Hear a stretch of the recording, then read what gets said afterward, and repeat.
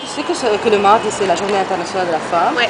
Donc, joyeuse journée de la femme. À vous aussi. Et si tu étais président de la République pour une journée, que ferais-tu pour améliorer la situation de la femme?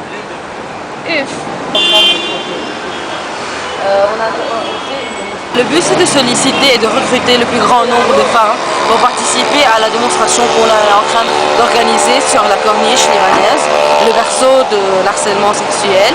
Moi, je ne m'attendais pas à des réponses assez claires et nettes et à un niveau intellectuel assez poussé pour les femmes. Elles savent très bien ce qu'elles veulent, elles savent qu'elles sont marginalisées dans telle loi et elles savent que leur problème est non seulement juridique mais aussi politique. Et elle avait une sorte d'analyse de genre.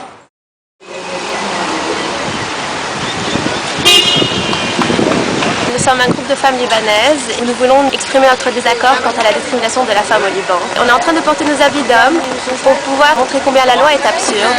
Nous voulons que la femme libanaise puisse faire passer la nationalité à ses enfants.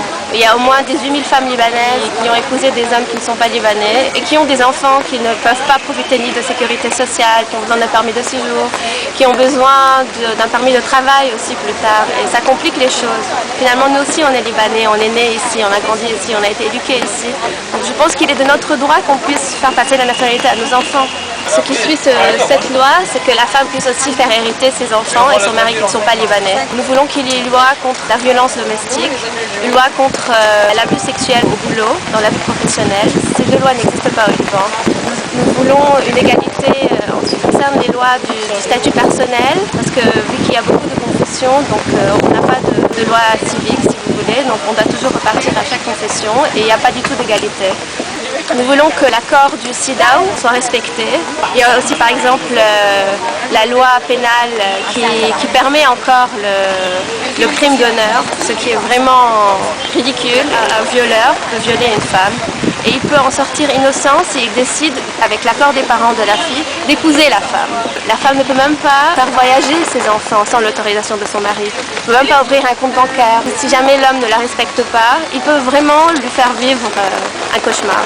Partout dans le monde, les gens évoluent, mais nous, on est resté dans les années 1900. No rights, no women! No rights, no women! No rights, no women!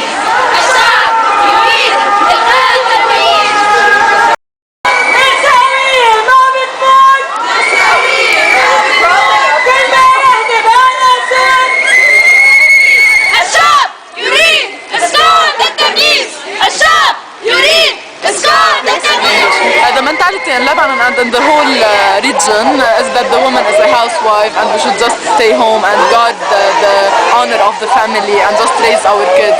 We can study at university but we will never be able to be equal when it comes to the career. I suppose a problem in the mentality and in the law. We are trying to work on a social level by being ourselves and by making this change in our own atmosphere and in our own surrounding, and at the same time we are trying through certain NGOs such as CAFA to pass the law against violence. I think it's a battle on so many levels that we have to fight.